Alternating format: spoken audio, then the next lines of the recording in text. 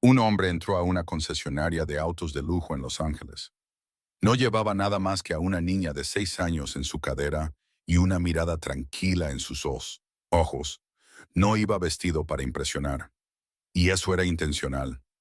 En menos de 10 minutos, la gerente de piso se le acercó. Tomó un vaso de agua del mostrador de recepción y se lo arrojó directamente a la cara, frente a todos. El personal desvió la mirada. Los clientes fingieron no darse cuenta. Solo un vendedor novato se movió hacia él. El hombre se secó la cara, le dijo 7 palabras a la gerente y se fue. A la mañana siguiente, regresó y todo cambió. El nombre en el edificio decía Luxora Motors en letras de cromo cepillado. Estaban montadas sobre una fachada de vidrio que iba del piso al techo. Atrapaba la luz de la mañana de California y la devolvía como una advertencia. La sala de exposición estaba en una esquina en el oeste de Los Ángeles. Era el tipo de dirección donde el metro cuadrado costaba más que el apartamento entero de la mayoría de la gente. Adentro, el aire era fresco y olía ligeramente a cuero, a dinero y a algo diseñado para que la gente sintiera que había llegado a un lugar importante. Los autos en exhibición estaban pulidos hasta un punto que los hacía parecer menos vehículos y más esculturas. Todo en el lugar estaba diseñado para decirte, sin una sola palabra, que no todos pertenecían allí. Vanessa Cole había trabajado en Luxora Motors durante 6 años y entendía ese mensaje mejor que nadie. Era la gerente de piso, de vestir elegante, de mirada aguda y aún más aguda para leer el ambiente. Podía identificar a un comprador serio en 30 segundos desde que entraba por la puerta. Por la forma en que se movían, el reloj en su muñeca, la confianza en sus pasos. Había construido su reputación convirtiendo clientes de alto valor en tratos cerrados, y protegía ese piso como si fuera suyo. En muchos sentidos, actuaba como si lo fuera. Jason Miller llevaba menos de 3 meses en Luxora Motors. Tenía 26 años, todavía estaba aprendiendo el catálogo de productos. Aún descifraba las reglas no escritas de la sala de exposición. Todavía no era cínico. Aún hacía contacto visual con cada cliente que entraba, sin importar cómo vistieran. Sus colegas ya habían comenzado a encontrar eso un poco irritante. Mark Reynolds, el director de la sala de exposición, dirigía la operación desde una oficina con paredes de cristal al fondo del piso. No era una mala persona, pero era pragmático. De una manera que, con los años, había reemplazado silenciosamente sus instintos sobre las personas con instintos sobre los números. Rastreaba los ingresos, monitoreaba las tasas de conversión y confiaba en Vanessa para mantener el piso funcionando como a él le gustaba. Limpio, profesional y rentable. Daniel Brooks llegó a las 9:47 de un martes por la mañana. Condujo él mismo, sin chofer, sin asistente. Estacionó un sedán de 2 años a 3 cuadras de distancia y caminó el resto del camino. Llevaba una sencilla camisa blanca de botones, pantalones khaki y zapatos que habían sido reparados al menos una vez. Llevaba a Emma en su cadera izquierda. Tenía 6 años, ojos oscuros y sostenía una pequeña botella de agua térmica con ambas manos. Del tipo diseñado para niños, decorada con estrellas impresas. Daniel la había traído porque su cuidado infantil habitual había fallado esa mañana y no había querido reprogramar. Había estado planeando esta visita durante semanas. Lo que nadie en esa sala de exposición sabía, lo que Daniel no le había dicho a nadie fuera de su equipo ejecutivo, era que no estaba allí como cliente.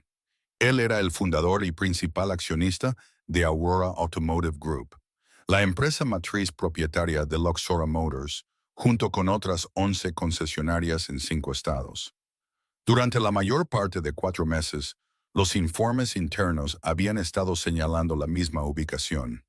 Luxora Motors, en el oeste de Los Ángeles. Quejas de clientes que sentían que habían sido evaluados y descartados antes de que un solo vendedor se les acercara. Un patrón de servicio selectivo, atento a los clientes que parecían tener dinero y frío con todos los demás. Los informes eran lo suficientemente consistentes como para que Daniel decidiera verlo por sí mismo. Sin previo aviso, sin el filtro que implicaba ser reconocido. Ya había hecho esto antes en otros locales. Era la única manera de saber qué estaba sucediendo realmente en el piso de ventas. Entró por la puerta principal y bajó a Emma a su lado, sosteniendo su mano.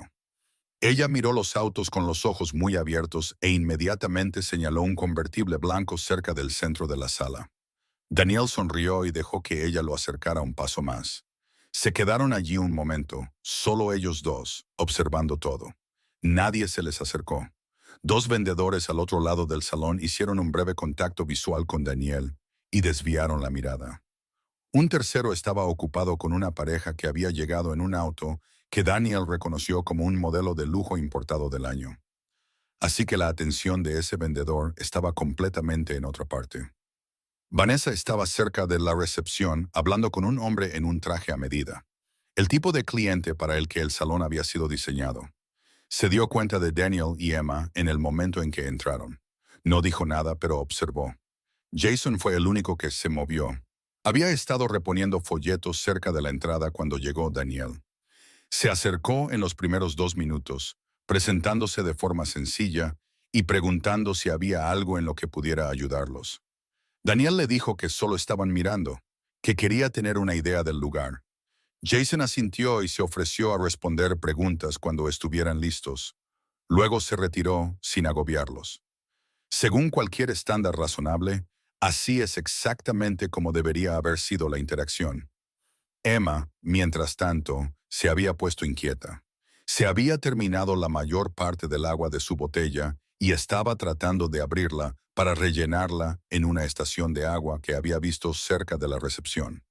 No estaba corriendo, no hacía ruido. Simplemente era una niña de 6 años moviéndose por un espacio que no había sido diseñado pensando en niños de 6 años. La botella se resbaló. La tapa, no completamente cerrada, se soltó con el impacto y una pequeña cantidad de agua se derramó sobre el piso de mármol, cerca de la base del mostrador de recepción. No fue un derrame dramático. Era el tipo de cosa que sucede en cualquier espacio público y se limpia en 30 segundos. Vanessa lo había visto desde el otro lado de la sala. Se disculpó con su cliente y se acercó. Su caminar tenía una cualidad particular, sin prisa, deliberado. Era el tipo de caminar que comunicaba autoridad antes de que se pronunciara una palabra. Se detuvo frente a Daniel y lo miró como se mira algo que ha aparecido en el lugar equivocado. Sus ojos se movieron de Emma al pequeño charco, al rostro de Daniel, al estado general de su ropa. La evaluación tomó menos de 3 segundos. Esto no es un patio de recreo, dijo Vanessa. Su voz era firme, pero no había calidez en ella. Daniel estaba a punto de responder cuando Vanessa se estiró sobre el mostrador de recepción. Tomó un vaso lleno de agua que estaba allí para un miembro del personal y se lo arrojó directamente a la cara. El gesto fue rápido y deliberado. El agua lo golpeó en el pecho y el cuello, empapando su camisa. Emma hizo un pequeño sonido y retrocedió. El área alrededor de la recepción quedó en silencio. Dos clientes cerca de la ventana se giraron para mirar. Un vendedor cercano miró fijamente al suelo. «Creo que estás en el lugar equivocado», dijo Vanessa, todavía en ese mismo tono controlado. «Llévate a tu hija y vete antes de que hagas más desorden». La sala permaneció en silencio. Nadie se opuso. Nadie dio un paso al frente. La pareja cerca de la ventana desvió la mirada. El vendedor que había estado observando miró su teléfono. El salón volvió a su silencio curado, como si todo el intercambio simplemente hubiera sido absorbido por las paredes. Jason estaba al otro lado de la sala cuando sucedió. Lo había visto todo. Cruzó el salón en unos segundos, tomó un puñado de toallas de papel del mostrador cerca de la estación de agua y se las entregó a Daniel, sin una palabra de justificación o disculpa en nombre de Vanessa. Luego se agachó al nivel de Emma y le preguntó en voz baja si estaba bien. Emma lo miró por un momento y asintió levemente. Daniel se secó la cara y la parte delantera de su camisa. No levantó la voz, no miró a los otros clientes ni a los vendedores que habían desviado la mirada. Miró solo a Vanessa, y lo que había en su expresión no era ira. Era algo más silencioso y más certero que la ira. «Mañana», dijo Daniel, «entenderás lo que vale el respeto». Vanessa le sostuvo la mirada durante exactamente un segundo antes de descartarlo con un ligero giro de cabeza, ya moviéndose de regreso hacia su cliente. Daniel volvió a subir a Emma a su cadera y se dirigió hacia la salida. Se detuvo una vez junto a Jason, que todavía estaba de pie cerca de la recepción. Metió la mano en el bolsillo interior de su chaqueta y sacó un pequeño sobre blanco. Lo colocó en la mano de Jason con un agarre firme, y cuando habló, su voz fue lo suficientemente baja como para que no se escuchara. «Fuiste el único que preguntó si ella estaba bien», dijo Daniel. «Entrégale esto a tu director. No ahora, después de que el salón se vacíe. Asegúrate de que nadie esté mirando».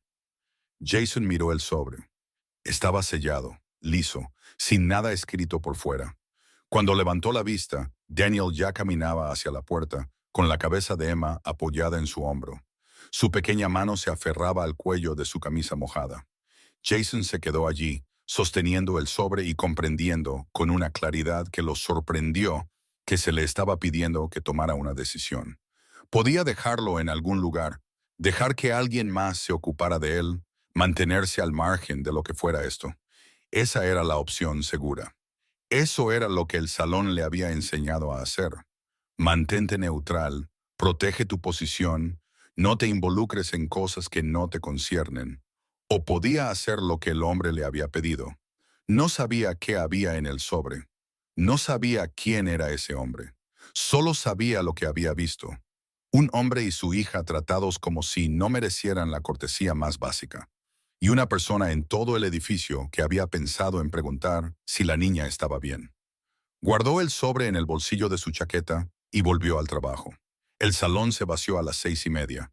El último cliente salió por las puertas de cristal y los vendedores comenzaron a apagar sus estaciones de trabajo y a recoger sus cosas.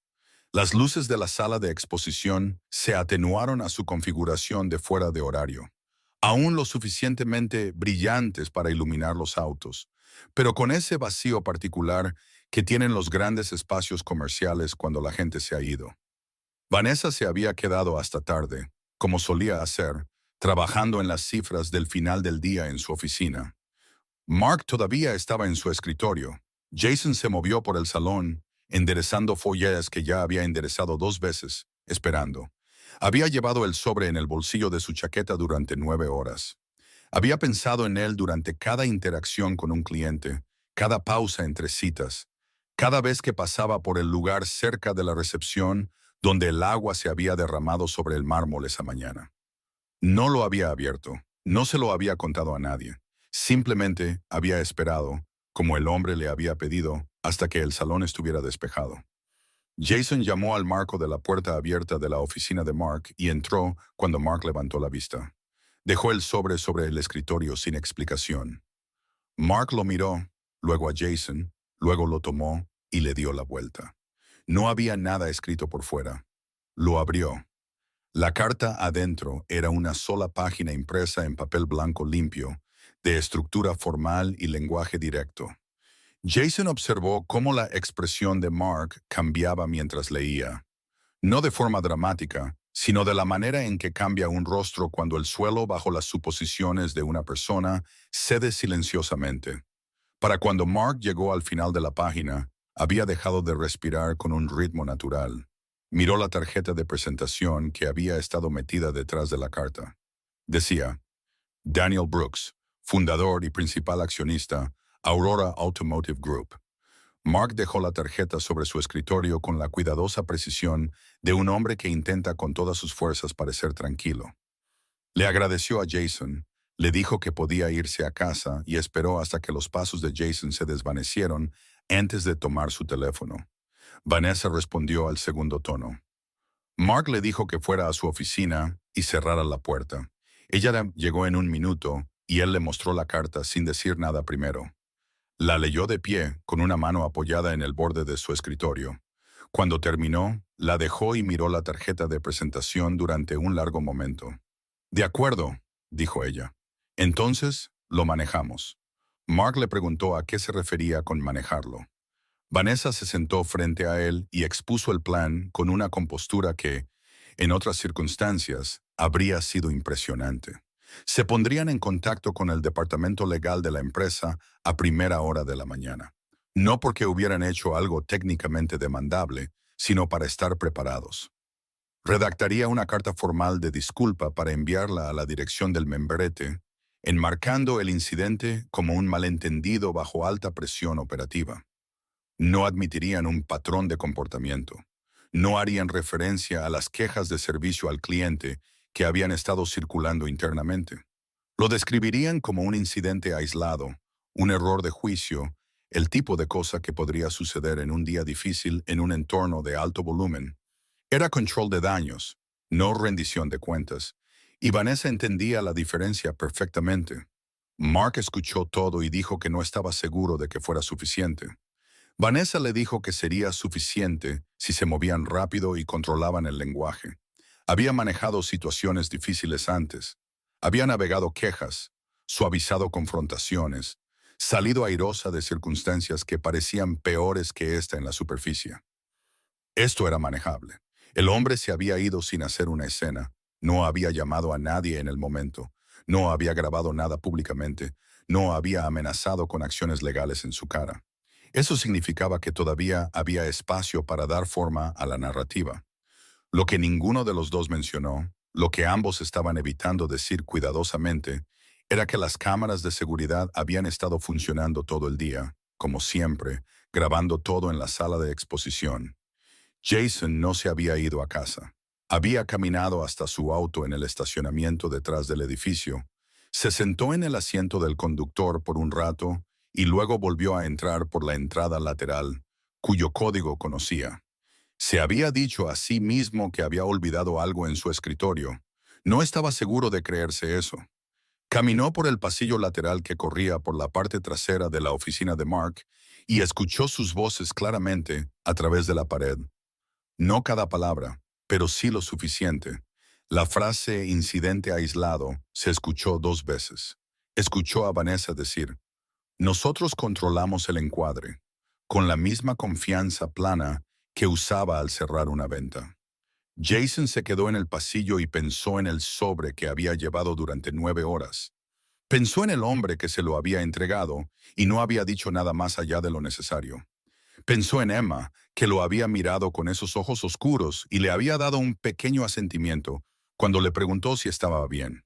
El tipo de asentimiento que da un niño cuando intenta ser valiente ante algo que no comprende del todo. Pensó en todos los clientes que había visto ser redirigidos o ignorados silenciosamente en ese salón en los 3 meses que llevaba allí. Personas que no encajaban en el perfil visual de la clientela. Vanessa quería gente que se hubiera ido sin comprar nada y sin decir por qué. Fue a su escritorio, abrió su computadora portátil y pasó 45 minutos escribiendo un relato detallado de todo lo que había presenciado. El derrame, el intercambio, el agua arrojada, el silencio del salón, cada palabra que había escuchado claramente en ese pasillo. Incluyó una solicitud formal para que el equipo ejecutivo revisara las grabaciones de seguridad del sistema interno de la sala de exposición.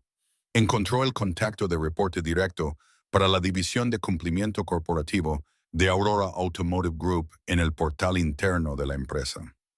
Una dirección que existía precisamente para situaciones como esta y que la mayoría de los empleados a nivel de concesionaria nunca habían necesitado usar. Envió el informe, cerró su computadora portátil y se fue a casa. A las 8:15 de la mañana siguiente, un sedán oscuro entró en el estacionamiento de Luxora Motors, seguido por un segundo vehículo. Daniel Brooks salió del primer auto vistiendo un traje gris carbón, sin corbata, con la misma expresión tranquila que había tenido la mañana anterior, excepto que ahora no había nada incierto en su presencia. 2 miembros de la junta ejecutiva de Aurora Automotive Group caminaban con él.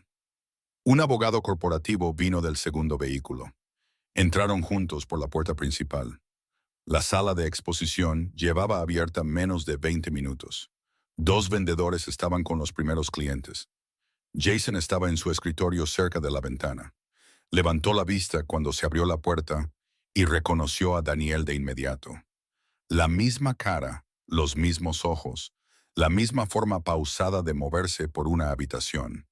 Se puso de pie sin pensar. Vanessa había visto al grupo desde el otro lado del salón. Había pasado la noche anterior preparándose para exactamente esta posibilidad. Y ahora se dirigía hacia ellos con la compostura pulida de alguien que había ensayado la conversación en su cabeza hasta que se sintió manejable. Le extendió la mano a Daniel y comenzó a hablar antes de que él se detuviera por completo. Su voz era mesurada, cálida, profesional.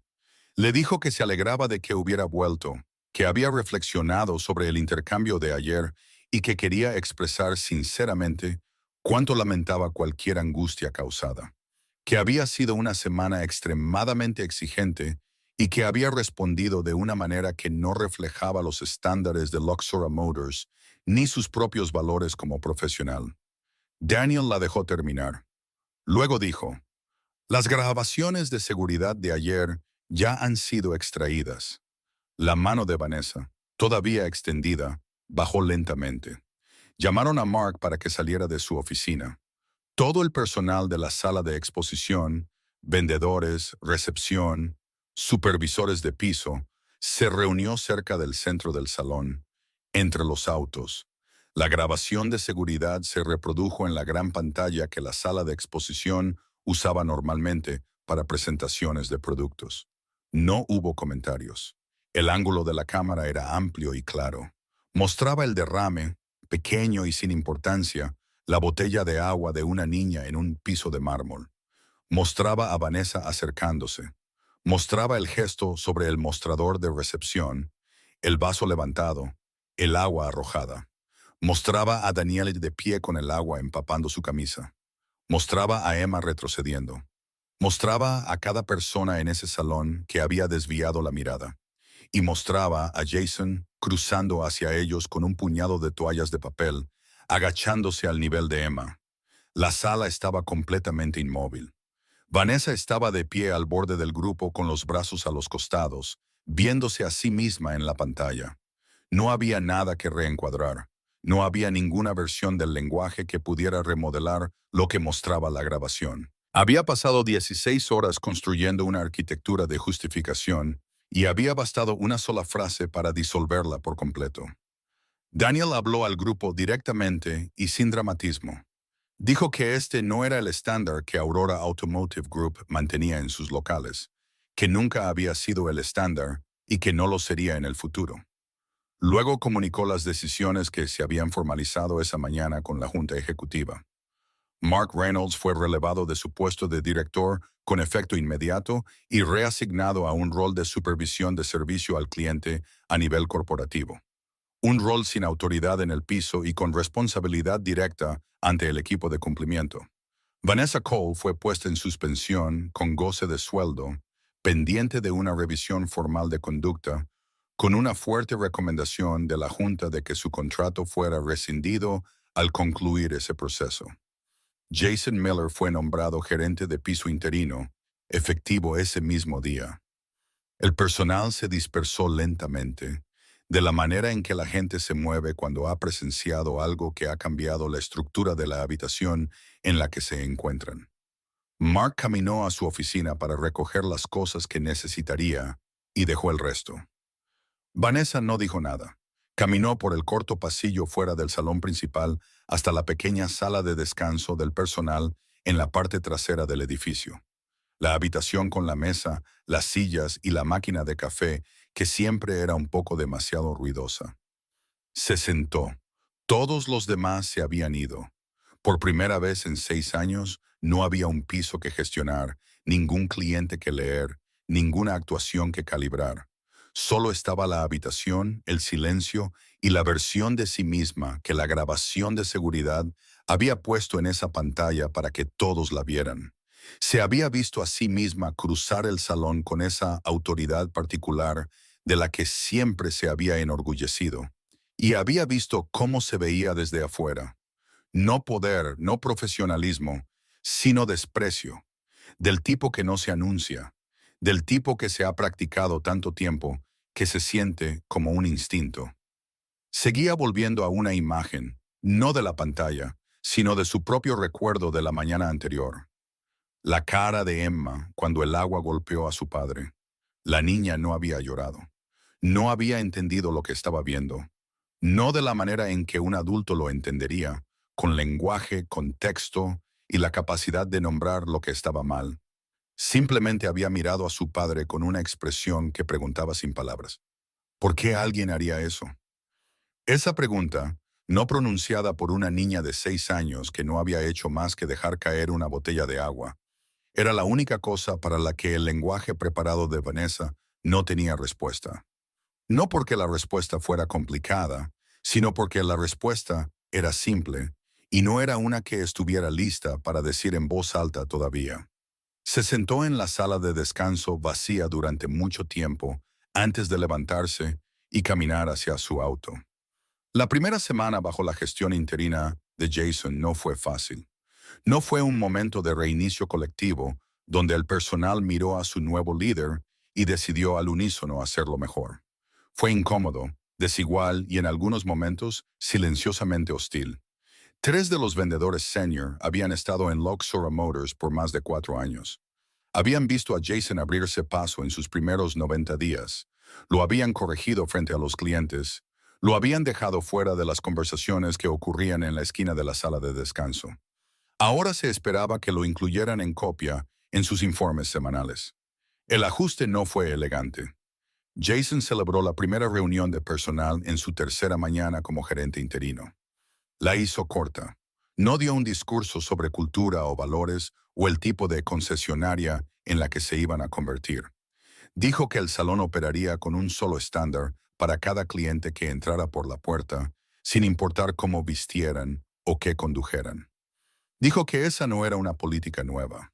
Era la política que había existido en papel desde el día en que se abrió la sala de exposición y que, en adelante, también existiría en la práctica.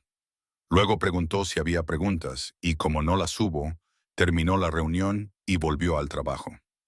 Entendía que la autoridad que la Junta Ejecutiva le había dado era real, pero la autoridad en papel y la autoridad en una habitación llena de gente que no te respeta eran dos cosas diferentes. Tenía que construir la segunda por sí mismo. Y sabía que la única manera de hacerlo era presentarse de la misma manera todos los días, hasta que la consistencia misma se volviera innegable. Daniel no visitó el salón durante esas primeras 2 semanas. Recibía informes diarios del equipo de cumplimiento corporativo, que había puesto a Luxora Motors bajo una revisión de desempeño temporal, y los leía cada noche. Estaba buscando algo específico, no los números, que tardarían más en reflejar un cambio real, sino la naturaleza de las quejas y el patrón de las interacciones que se registraban. Quería ver si Jason estaba liderando desde el principio o desde la ventaja temporal de un nombramiento. Eran cosas diferentes y producían resultados diferentes. Y Daniel había aprendido durante 20 años de construir Aurora Automotive Group que no se podía notar la diferencia desde la distancia. Tenías que observar las pequeñas decisiones. Lo que los informes le mostraron durante esas 2 semanas fue consistente. Jason había intervenido 2 veces cuando los vendedores habían restado prioridad visiblemente a clientes que no encajaban en el perfil preferido de la sala de exposición. Había manejado una queja de un cliente al que se le había dado información de precios incorrecta, no pasándola a la línea corporativa, sino sentándose directamente con el cliente hasta que el problema se resolvió. No había usado su nueva posición para reorganizar la jerarquía para su propia comodidad. Estaba haciendo el trabajo como si el trabajo fuera simplemente el trabajo, no un escenario. Eso era lo que Daniel había estado esperando ver. Daniel regresó a Luxora Motors un jueves por la tarde sin previo aviso. Vestido como la primera vez, sin traje, sin séquito. Le pidió a la recepcionista que le avisara a Jason que estaba allí. Jason salió de la oficina trasera y le estrechó la mano. Los dos se sentaron en la pequeña sala de conferencias, junto al salón principal, que antes se usaba para reuniones de gerentes. Daniel habló sin preámbulos. Le dijo a Jason que había fundado Aurora Automotive Group hace 22 años sin nada, excepto un plan de negocios que 3 bancos habían rechazado y uno que no. Antes de eso, antes de todo, había sido mecánico en Detroit, trabajando largas horas por un salario que le permitía pagar el alquiler, pero no mucho más. Había ahorrado durante 8 meses para tener suficiente para el pago inicial de un auto usado confiable para su esposa. Ella viajaba 1 hora y 40 minutos en cada sentido a su trabajo en autobús, en todo tipo de clima. Había entrado en una concesionaria en Detroit con $200 en el bolsillo, suficiente para reservar un vehículo. Y antes de haber hablado con un solo vendedor, un gerente se le había acercado y le había dicho, frente a su esposa, que el inventario que tenían disponible probablemente estaba fuera de su presupuesto y que había otros lotes más adelante que podrían ser más adecuados. No le habían preguntado cuál era su presupuesto, habían mirado su ropa y habían hecho el cálculo por él. Su esposa le había tomado la mano y se habían ido sin decir una palabra. Ella había muerto 2 años después de un diagnóstico que llegó demasiado tarde. De la manera en que los diagnósticos a veces llegan cuando la gente pospone las citas porque el costo de estar equivocado se siente demasiado alto. Él había construido Aurora Automotive Group en los años siguientes y había llevado esa tarde en Detroit con él a través de cada adquisición, cada expansión, cada reunión de política interna sobre estándares de servicio al cliente. Era la razón por la que todavía entraba en sus propias sucursales sin previo aviso. Era la razón por la que había estado en Luxor Motors un martes por la mañana con una camisa blanca sencilla y su hija en la cadera. Jason escuchó sin interrumpir. Cuando Daniel terminó, ninguno de los dos habló por un momento. No un silencio incómodo, sino del tipo que sigue a algo que se ha dicho por primera vez en mucho tiempo y necesita un respiro. Daniel le habló a Jason sobre la fundación. Aurora Automotive Group la había estado financiando discretamente durante 3 años. Una iniciativa comunitaria diseñada para ayudar a adultos trabajadores con ingresos limitados a acceder a un transporte confiable. No caridad en el sentido en que se suele usar la palabra, sino apoyo estructurado. Financiamiento de vehículos a bajo interés, criterios de calificación basados en el empleo, asociaciones de mantenimiento con talleres independientes. Operaba en 4 ciudades y estaba previsto que se expandiera.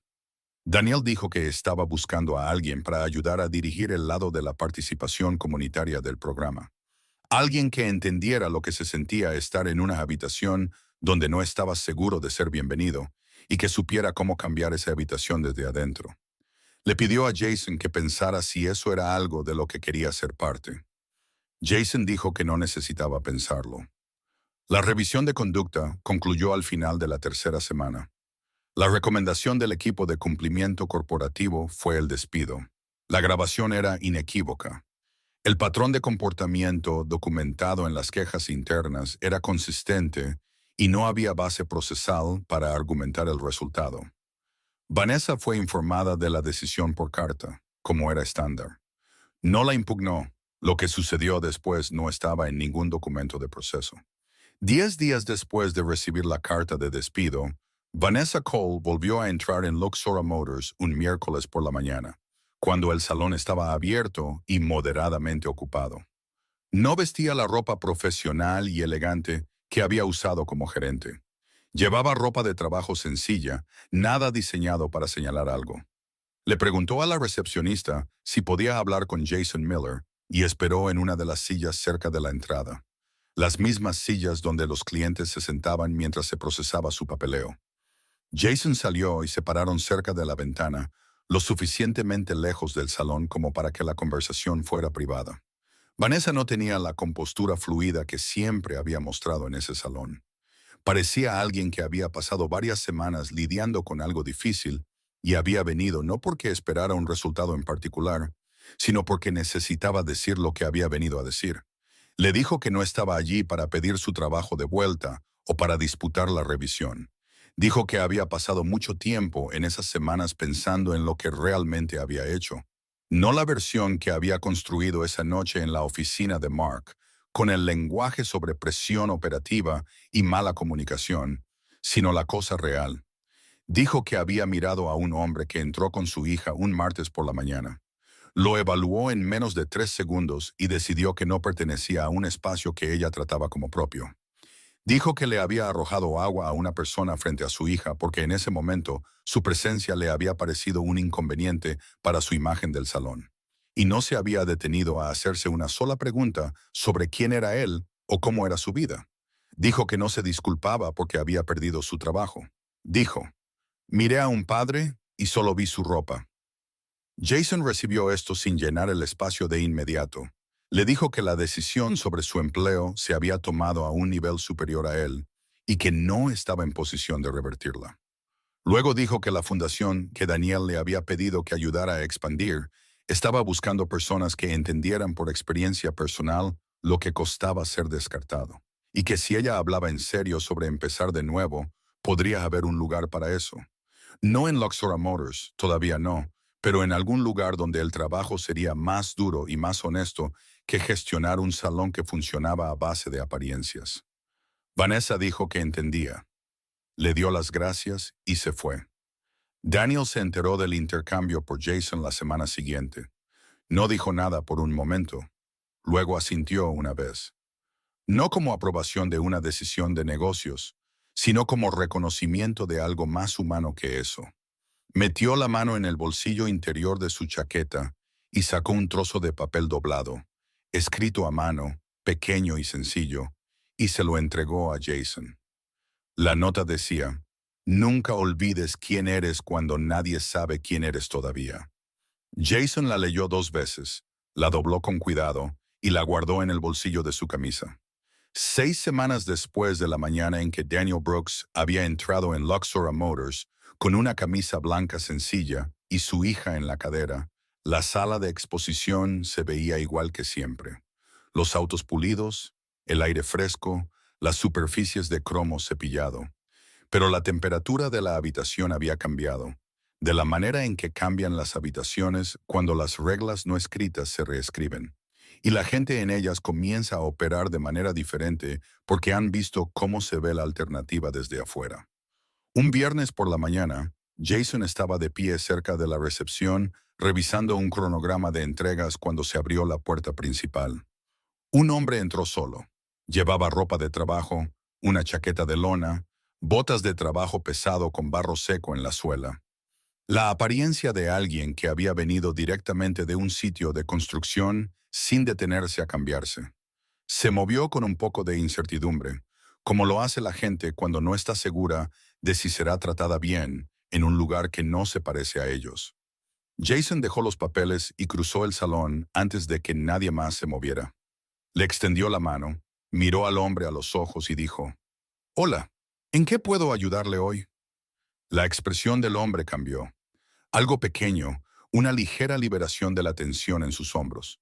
El tipo de respuesta que ocurre cuando alguien recibe cortesía humana básica en un lugar donde no la esperaba. Caminaron juntos hacia los autos, moviéndose al ritmo que él eligiera, mirando lo que quisiera mirar durante el tiempo que necesitara.